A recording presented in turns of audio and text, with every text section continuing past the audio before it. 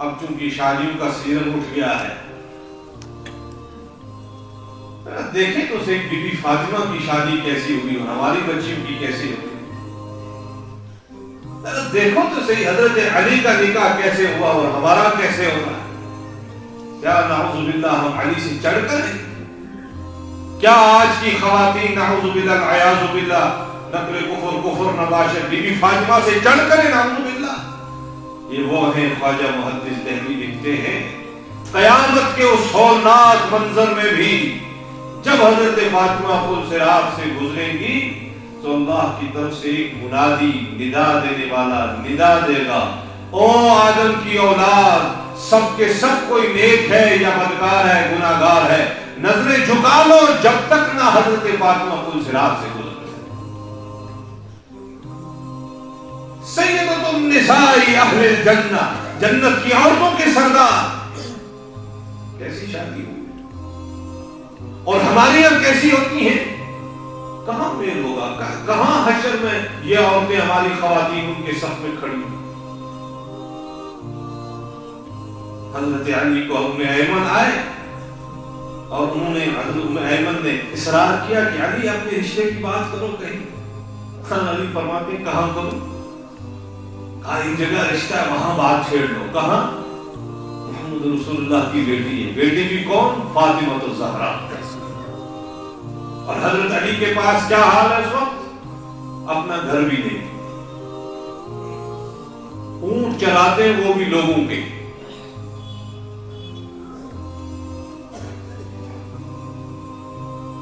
حضرت علی تھوڑے رکے، ابو بکر اور عمر نے تھوڑا حوصلہ دیا، آگے بڑھے۔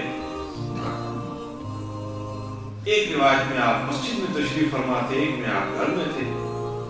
جب سامنے آئے سیدھا سوال کیا، یا رسول اللہ نکاح کی خواہش لے کر آیا۔ حضور نے فرمایا مرحبا اہلا و سہلا مرحبا۔ ایک سادہ سوال، ایک سادہ جواب، یہ ہے منگنی۔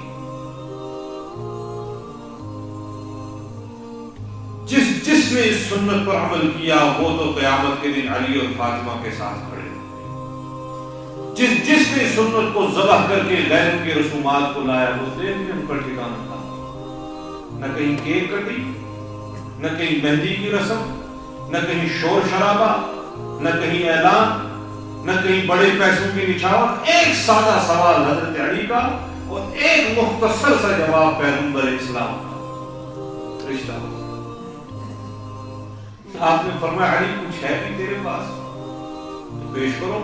کہا جی ایک گھوڑا ہے، ایک زرہ ہے، لوہے کی جیکٹ جو اس دور میں پہنا کرتے تھے جب آپ نے فرمایا گھوڑے کو رکھو، یہ تمہیں کام آئے گا، زرہ کو جا کر بھیجا۔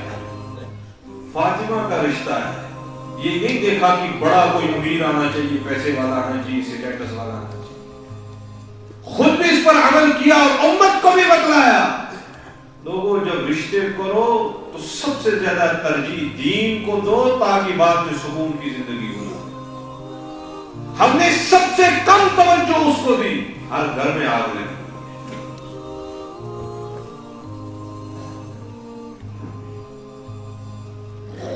فرمایا ذرا بیچ لو، اس کے جو پیسے بنتے ہیں لے آ۔ حضرت علی بازار نکلے، سامنے عثمان غنی رضی اللہ تعالی۔ عثمان نے دیکھا علی کہاں جا رہا؟ کہا میرا رشتہ ہو گیا۔ کہاں ہو گیا؟ دو جہاں کی سردار بیٹی کے ساتھ ہو گیا۔ کہا مبارک آپ کی قسمت جا گئی، اب کہاں جا رہے؟ کہا پاس کچھ ہے نہیں، یہ زرہ بیچنے جا رہا ہوں۔ عثمان فرمایا مجھے دے دو میں خریدتا ہوں۔ 450 درہم میں خریدی۔ کچھ قدم آگے چلے، عثمان نے فرمایا علی ذرا یہ زرہ بھی واپس تمہیں میں ہبہ کرتا ہوں، گفٹ کرتا ہوں۔ جب پیغمبر نے یہ بات سنی تو ہاتھ اٹھے دعا کے لیے۔ عثمان کی قسمت، کئی ایسے موقع آئے جب عثمان پیغمبر سے دعا لے۔ ایک دن ایسا بھی آیا کہ میرے نبی نے ہاتھ اٹھا کر دعا کی، اے اللہ عثمان کو وہ اجر دے جو جنت میں تم نے اپنے نبی کے لیے مقرر کر رکھا۔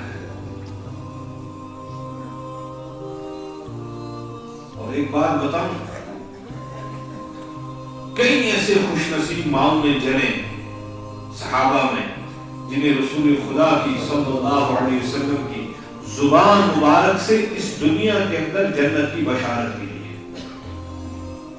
حضرت ابوبکر کو ملی ہے، حضرت عمر کو ملی ہے، حضرت عثمان کو ملی ہے، حضرت علی کو ملی ہے، حضرت طلحہ کو ملی ہے، حضرت زبیر کو ملی ہے، حضرت عبد الرحمن بن عوف کو ملی ہے، ابو عبیدہ کو ملی ہے، حضرت سعد کو ملی ہے، حضرت سعید کو ملی، عشرہ کو بشارت. دہتن صاحب سے یہ بشارت اس دنیا سے اندر حضرت رسول اکرم صلی اللہ علیہ وسلم ہو جاتا ہے. علماء کرام شروع کن ساتن اگر دعا آج پر گردش کن ساتن ایمن دہن مبارکن ہوں، دہن مبارک صاحب سے ہونے مبارک ناو کے پارے اللہ تعالیٰ کی دعا قبول کرنا. ایمن بشارت ہوئی دنیا سے. ابو بکر فی الجنہ، عمر فی الجنہ، عثمان فی الجنہ، علی فی الجنہ. اب وہ دہن وہ جو حضرت عثمان تھے، مگر حضرت عثمان واحد وہ شخصیت تھے اس آسمان کے نیچے اور اس زمین کے اوپر جن کو سب سے زیادہ جنت کی بشارت رسول خدا نے دی. تقریباً 27 مرتبہ عثمان جنتی، عثمان جنتی، عثمان جنتی.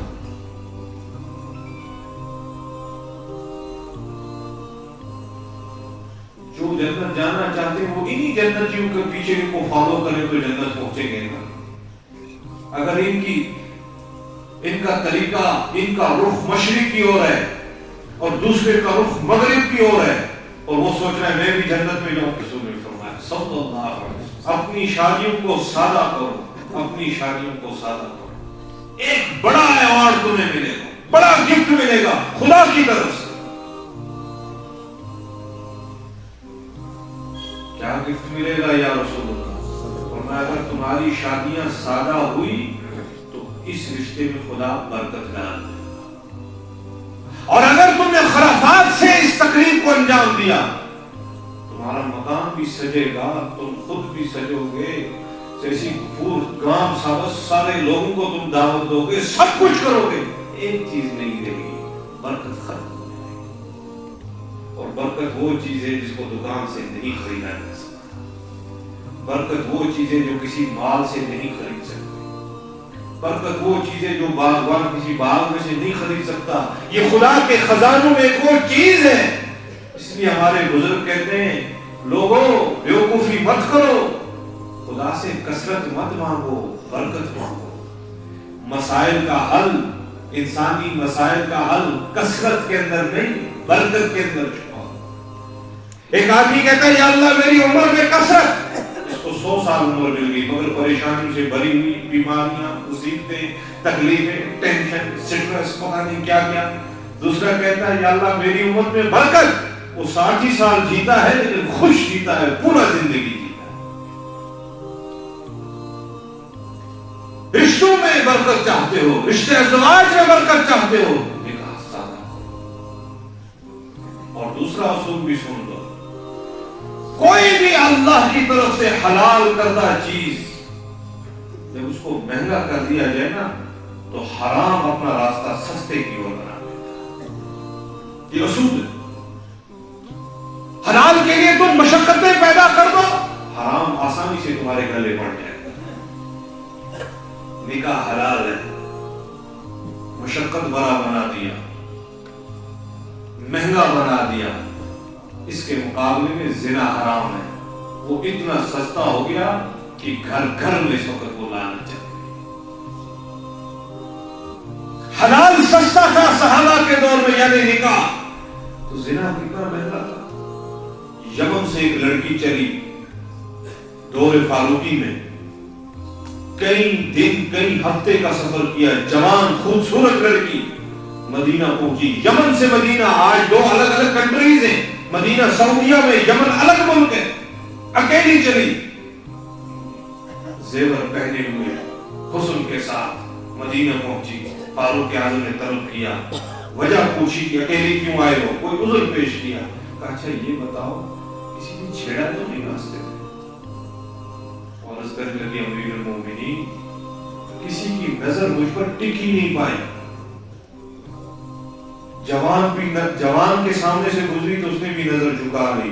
جو بوڑھا بالکل ضعیف العمر قبر کے دہانے تک پہنچ چکا ہے، اس کی نظر جو پڑی اس کے سامنے سے گزری، اس نے بھی نظر جھکا دی، معصوم بچوں ان کے سامنے سے گزری تو انہوں نے بھی نظر جھکا دی۔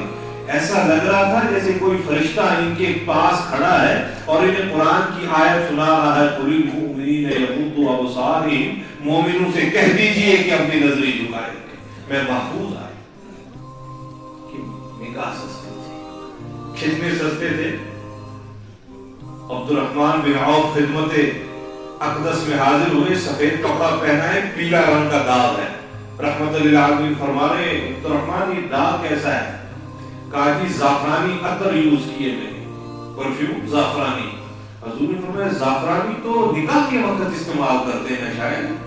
کہا یا رسول اللہ صحیح آپ فرما رہے ہیں، میرا بھی تو نکاح ہوا ہے، نبی کو بھی دعوت دی، اتنا سادہ۔ آپ نے فرمایا طاقت ہو تو ولیمہ کرو، خواہ بکری کا بچہ ہی سے۔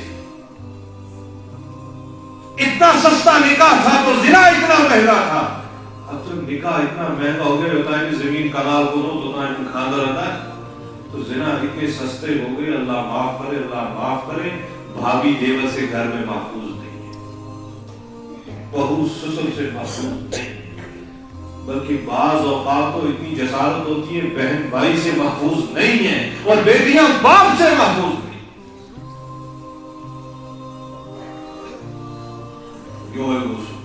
کلمہ پڑھا، نبی کے طریقے سے ہٹے، دنیا میں بھی پھٹا، اور پھر آخرت کا عذاب وہ تو الگ معاملہ ہے۔